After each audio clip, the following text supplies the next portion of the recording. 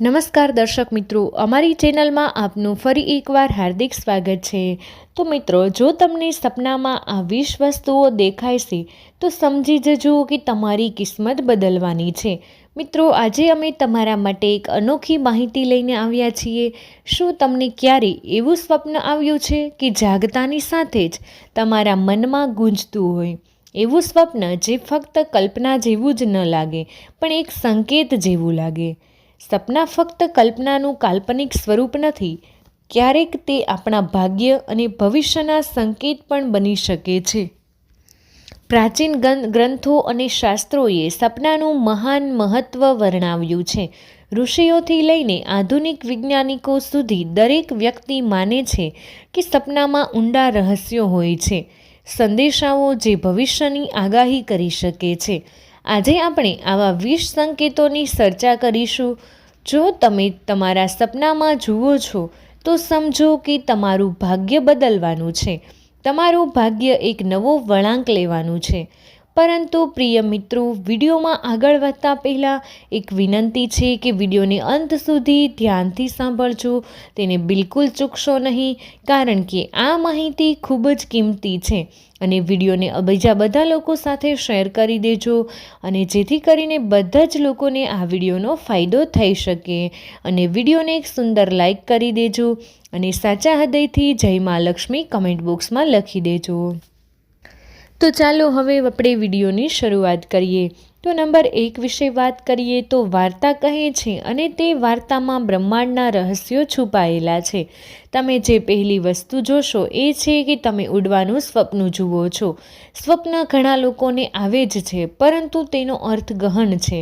તમે ખુલ્લા આકાશમાં જમીન પર ઉડવાનું સ્વપ્ન જુઓ છો તો તમને કોઈ ડર લાગતો નથી, તો એક સંકેત છે કે તમે તમારા જીવનના બંધનોમાંથી મુક્ત થવાના છો।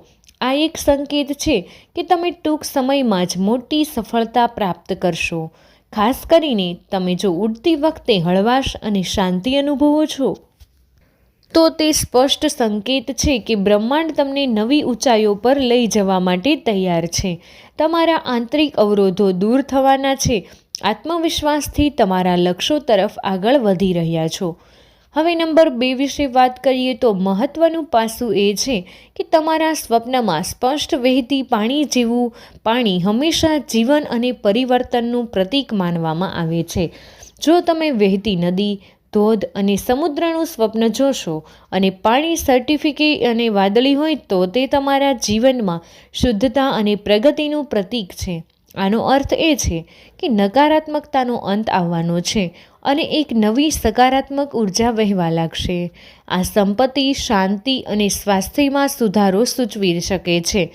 જો તમે પાણીમાં સ્નાન કરી રહ્યા છો અથવા તરી રહ્યા છો તો સમજો કે ભગવાન તમને ભૂતકાળના કર્મોથી શુદ્ધ કરી રહ્યા છે, તમારા માટે નવી તકો ખુલવાની છે। હવે નંબર 3 વિશે વાત કરીએ તો તમારા સ્વપ્નમાં દેવી લક્ષ્મીના આશીર્વાદ પ્રાપ્ત કરવા। જો તમે દેવી લક્ષ્મીને હસતા, તેમના આશીર્વાદ આપતા અથવા તેમના પગ પાસે બેઠેલા જોશો તો તે ખૂબ જ શુભ સંકેત છે। આ સ્વપ્ન સ્પષ્ટપણે સૂચવે છે કે સંપત્તિ, સમૃદ્ધિ અને સુખાકારી તમારા જીવનમાં પ્રવેશવાની છે। આ ફક્ત ભૌતિક સંપત્તિ વિશે નથી, પરંતુ આંતરિક સંતોષ, સ્થિરતા અને ખુશી તરફ પણ નિર્દેશ કરે છે। જો તમે નાણાકીય મુશ્કેલીનો સામનો કરી રહ્યા છો અને આવું સ્વપ્ન જોશો તો સમજો કે સમય સમાપ્ત થવાનો છે અને નસીબના દરવાજા ખુલવાના છે। હવે નંબર 4 વિશે વાત કરીએ તો મંદિર અથવા પવિત્ર સ્થાનમાં હોવું છે। જો તમારી જાતને મંદિર, તીર્થસ્થાન, ગંગા નદી અથવા હિમાલય જેવા પવિત્ર સ્થાનમાં જોશો તો આ સ્વપ્ન સૂચવે છે કે તમારો આત્મા જાગૃત થવા માટે તૈયાર છે। એક સંકેત છે કે તમારી અંદર છુપાયેલી શક્તિ હવે સક્રિય થઈ રહી છે અને તમારો આત્મા આધ્યાત્મિક વિકાસ તરફ આગળ વધી રહ્યો છે। આ ફક્ત ભક્તિની નિશાની જ નથી, પણ તમારા જીવનમાં સકારાત્મક દિશા આવી ગઈ છે તેનો સંકેત છે। હવે નંબર 5 વિશે વાત કરીએ તો તમારા સ્વપ્નમાં સોના અથવા ચાંદીના સિક્કા જોવા છે. જો તમે તમારા હાથમાં સોના અથવા ચાંદીના સિક્કા પકડવાનું સ્વપ્ન જોશો તો તમને સકારાત્મક ઉર્જાનો ઉછાળો અનુભવવાની શક્યતા છે. જો તમે ગણી રહ્યા છો અથવા તમને કોઈ આપી રહ્યું છે તો તે સૂચવે છે કે તમને અચાનક જ નાણાકીય લાભ થઈ શકે છે. આ સ્વપ્ન તમારા ભાગ્યમાં છુપાયેલા ખજાનાનું પ્રતીક છે જે હવે પ્રગટ થવા માટે તૈયાર છે. એ પણ સૂચવે છે કે તમારા પ્રયત્નોનું ફળ મેળવવાનો સમય આવી ગયો છે. જો તમે વ્યવસાયમાં છો, નોકરી શોધી રહ્યા છો અથવા નવી યોજનાઓ બનાવી રહ્યા છો તો આ સ્વપ્ન સૂચવે છે કે તમારો સમય આવી ગયો છે. હવે નંબર 6 વિશે વાત કરીએ તો શાંત હસતા ભગવાન શિવનું સ્વપ્ન. ભગવાન શિવનું સ્વપ્ન જોવું એ માત્ર સારા નસીબની નિશાની નથી પણ સંપૂર્ણ જીવન પરિવર્તનની પણ નિશાની છે. તમે શિવને ધ્યાન કરતા, ધ્યાનની મુદ્રામાં બેઠેલા અથવા હસતા જોશો તો તે બ્રહ્માંડ તરફથી સ્પષ્ટ સંદેશ છે કે દેવી આશીર્વાદ તમારા પર વરસવાના છે. આ સ્વપ્ન સૂચવે છે કે તમારી મુશ્કેલીઓ હવે સમાપ્ત થશે, તમારા જીવનમાં સ્થિરતા આવશે અને જે વસ્તુઓ તમને પરેશાન કરી રહી હતી તે જાતે જ અદૃશ્ય થઈ જશે.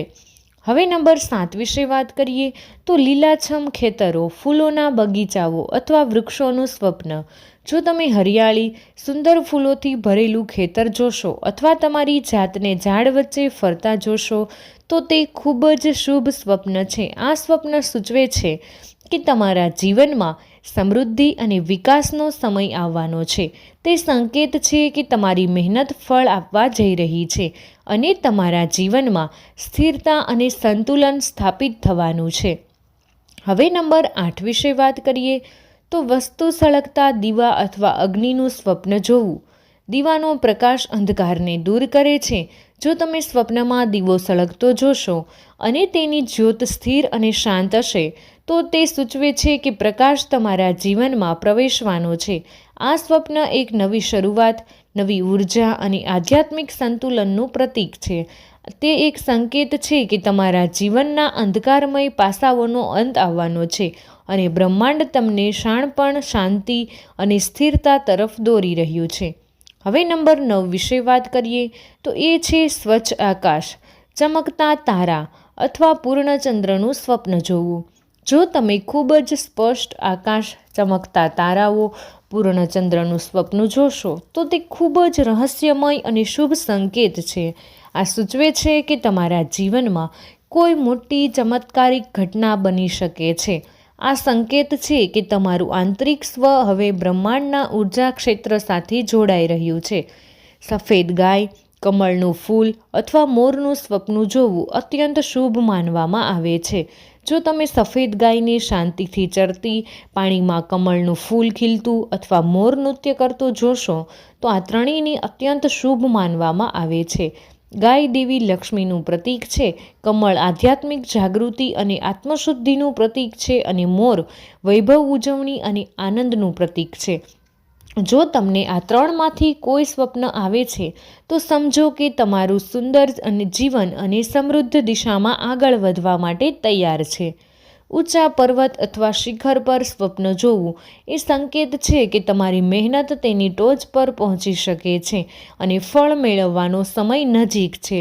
આ સ્વપ્ન સૂચવે છે કે તમે સંઘર્ષની લાંબી યાત્રા કરી છે અને હવે તે બિંદુની ખૂબ જ નજીક છો જ્યાં તમને માન, સફળતા અને માન્યતા મળશે. જો પર્વત બરફથી ઢંકાયેલો હોય અને તમે ત્યાં આરામથી ઊભા છો તો તે ખાસ કરી શુભ સંકેત છે કે તે સૂચવે છે કે તમે સ્થિરતા અને માનસિક શાંતિથી સ્થિર પ્રાપ્ત કરવાના છો. આકાશમાંથી અનેરી સોનેરી પ્રકાશ દેવી ચમક આવતી હોય તો તેવું સ્વપ્ન જોવું. તો તમારે ઉપરથી કોઈ ખાસ પ્રકારનો સોનેરી પ્રકાશ નીચે આવતો હોય, આકાશમાંથી કોઈ પ્રકાશ તમને સ્પર્શતો હોય તેવું સ્વપ્ન જોશો તો આ સ્વપ્ન અત્યંત દુર્લભ અને શુભ માનવામાં આવે છે. તે સૂચવે છે કે તમે કોઈ ખાસ દેવી કૃપાનો અનુભવ કરવાના છો. આધ્યાત્મિક જાગૃતિ, બ્રહ્માંડ સાથે સીધો જોડાણ અને જ્ઞાન પ્રાપ્તિનું પ્રતીક માનવામાં આવે છે. જો પ્રકાશ તમને સ્પર્શે છે, તમારા શરીરમાં કંપન અથવા હળવાશ અનુભવો છો તમારી અંદર બધી જ નકારાત્મક ઉર્જા મુક્ત થઈ રહી છે. એક નવી શક્તિ તમારામાં પ્રવેશી રહી છે.